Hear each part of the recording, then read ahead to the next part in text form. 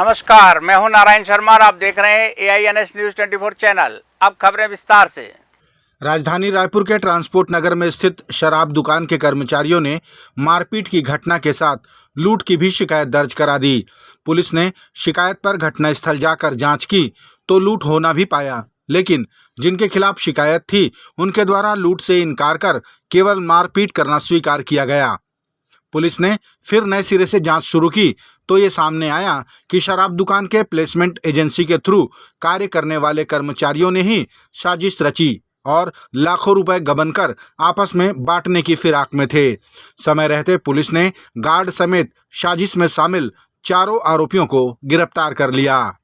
थाना खमतरी अंतर्गत ट्रांसपोर्ट नगर में एक शराब दुकान है, शासकीय शराब दुकान है। वहाँ पे प्लेसमेंट एजेंसी के तहत कुछ लोग भर्ती हैं जो शराब बेचने का काम करते हैं। इसका मुख्य मैनेजर है अमित शर्मा। रात को लगभग 10:30 बजे 11 बजे के आसपास दो लोग वहाँ जाते हैं शराब दुकान में, शराब मांगते हैं कि हमको शराब दीजिए करके, किंतु शराब दुकान बंद हो जाता है, बंद हो जा रहता है 10 बजे चूँकि बंद हो जाता है। इसी बात को लेकर विवाद होता है, मारपीट भी होती है। इसमें दो लोगों के खिलाफ मुकदमा दर्ज है, जिसमें 2 पार्षद हैं वहाँ के जिनके खिलाफ मुकदमा दर्ज है। और इसी की शिकायत लेकर जो इसका जो मुख्य विक्रय करता है कृष्ण कुमार बंजारे, ये जाता है थाने और ये बोलता है कि 2 लोग आए थे, उन्होंने मारपीट की और लूट कर दिया है हमारे दुकान में करके। तो थाना प्रभारी का कान खड़े होते हैं कि भाई ऐसे किस प्रकार से लूट हो गई। तो थाना प्रभारी वहाँ जाके पूरी टीम के साथ देखते हैं कि यहाँ तो इस प्रकार के देखते हैं कि टूटा हुआ है ताला और कुछ सामान वहाँ से गायब है। तो पता चलता है कि 36 लाख रुपए वहाँ के जो भी जहाँ पर पैसे रखते हैं वहाँ से गायब है और उन्होंने बोला कि ये लूट करके ले गए।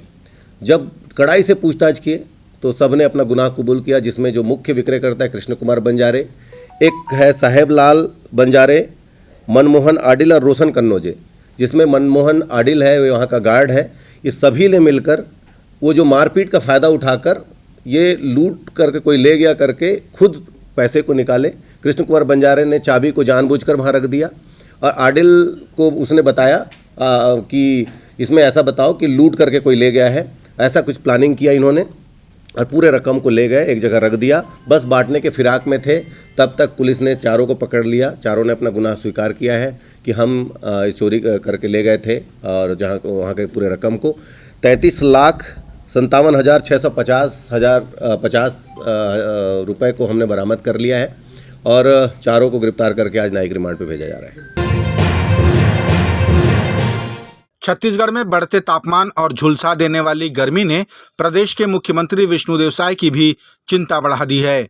उन्होंने वीडियो जारी कर गर्मी को देखते हुए संदेश दिया है कि अपना और अपने बच्चों का ध्यान रखें, धूप में न निकलें, आवश्यक हो तो सिर और कान को ढक कर ही निकलें और छायादार स्थानों पर ही रहने की कोशिश करें।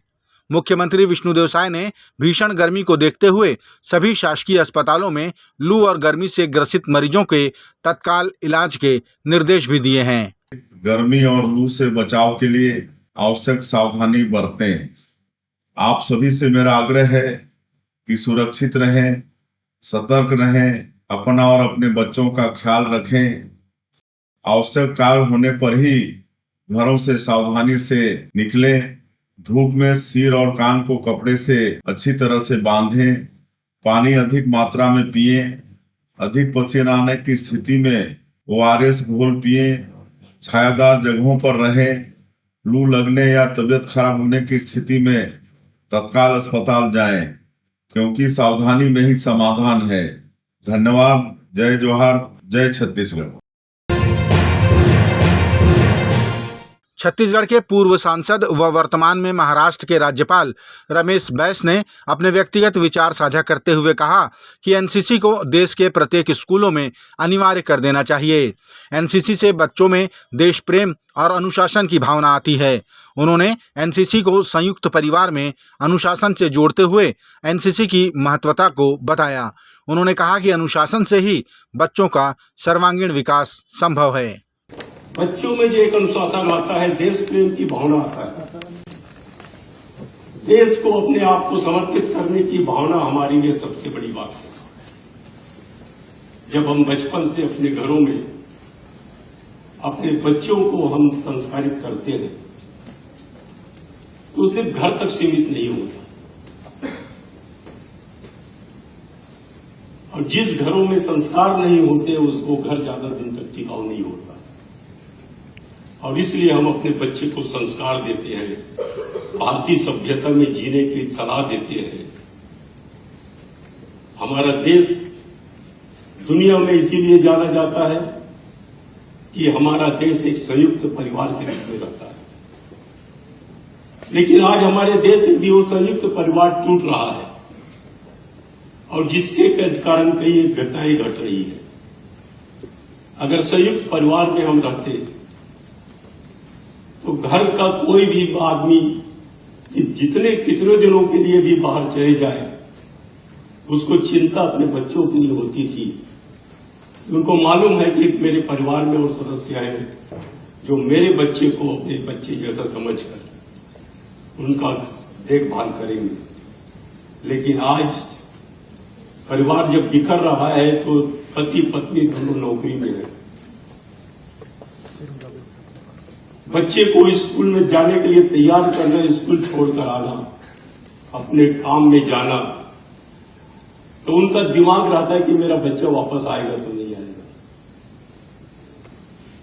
अगर अनुशासित बच्चा होगा तो वो ईमानदार होगा, सही रास्ते में चलेगा, गलत व्यसनों में नहीं पड़ेगा। और इसीलिए हमारे बच्चों को स्कूल से लेकर कॉलेज तक अगर अनुशासन का पाठ हम पढ़ाएं और माध्यम होना चाहिए एनसीसी का, तो हमारा देश कहां से कहां पहुंचेगा। रायपुर नगर निगम ने आज पशुओं के पानी पीने के लिए टोकना बांटने की शुरुआत की। नगर निगम के महापौर एजाज ढेबर ने जानकारी दी कि 70 वार्डों से इसकी शुरुआत की गई है, ताकि पशुओं को चिन्हित स्थान पर गर्मी में पीने के पानी उपलब्ध हो सकें। उन्होंने ये भी बताया कि अन्य राज्यों की तरह राजधानी रायपुर के चौक चौराहों पर भी पानी के बड़े बड़े पंखे लगाए जाने की योजना है, जो 1-2 दिन में मूर्त रूप ले लेगा। जिस तरीके से अभी गर्मी पड़ रही है, जिस तरीके से गर्मी कहर ढा रही है, पूरे शहर में 45-48 डिग्री टेम्परेचर चल रहा है, तो पशु पक्षी की भी चिंता रायपुर नगर निगम कर रहा है। और हमारे वरिष्ठ पार्षद भाई सतनाम पराग जी और सभापति जी, सब लोग को और पूरे हमारे 70 पार्षदों की इसकी चिंता है। इसको देखते हुए पूरे 70 वार्डों में हमने ये टोकना बांटने की हमने शुरुआत की है। आज भाई सतनाम पराग के वार्ड से ये शुरुआत हुई है। पूरे 70 वार्डों में जहाँ जहाँ इसकी जरूरत है वहाँ इसको बांटा जाएगा। और मुझे लगता है कि अभी गर्मी को देखते हुए और भी 1-2 चीज रायपुर शहर में अभी हम लोग सोच रहे हैं कि चौक चौराहों पे जिस तरीके से अभी रायपुर में जिस तरीके से वो पानी वाले पंखे जो पानी ब्लिंग करते हैं, उस तरीके की भी शुरुआत हम लोग करने जा रहे हैं। अभी मैंने कमिश्नर महोदय से बात की है, तो मुझे लगता है कि आज कल में वो भी शुरुआत हो जाएगी। दिल्ली भारतीय जनता पार्टी की महिला कार्यकर्ताओं ने दिल्ली में पानी की किल्लत को लेकर दिल्ली सरकार की मंत्री आतिशी के निवास के सामने प्रदर्शन किया और नारेबाजी की। इस दौरान महिलाओं ने खाली मटके फोड़कर अपना आक्रोश भी व्यक्त किया। प्रदर्शन कर रही महिलाओं ने दिल्ली सरकार के मुखिया पर चुनावी रैलियों में मस्त होने का आरोप लगाया और हाय हाय के नारे लगाए।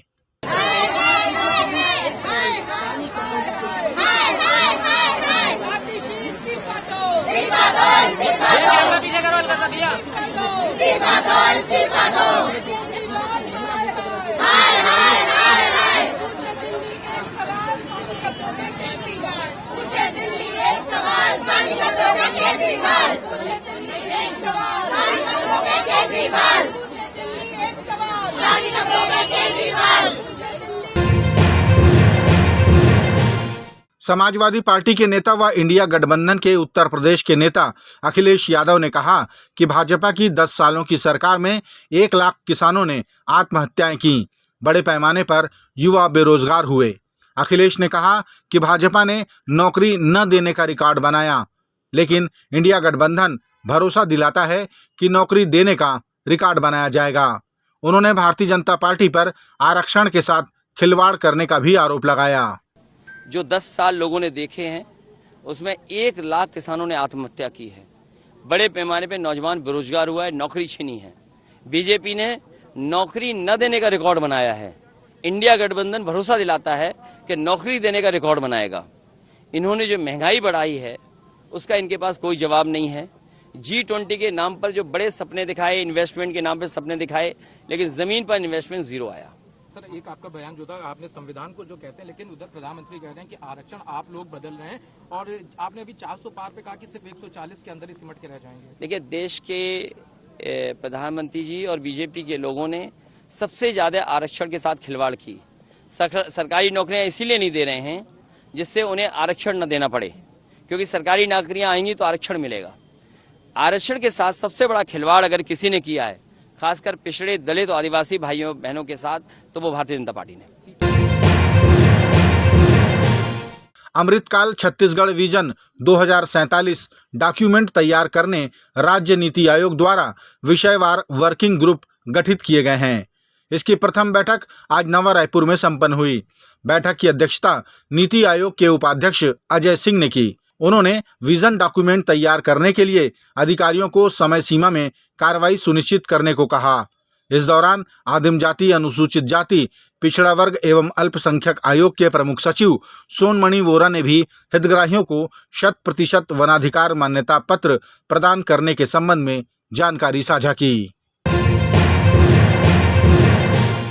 ये थे आज के प्रमुख समाचार। आप देख रहे थे हमारा लोकप्रिय यूट्यूब चैनल AINS न्यूज़ 24।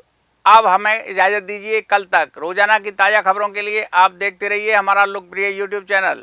हमारे यूट्यूब चैनल को लाइक, सब्सक्राइब और बेल आइकन के बटन को दबाना ना भूलें। नमस्कार।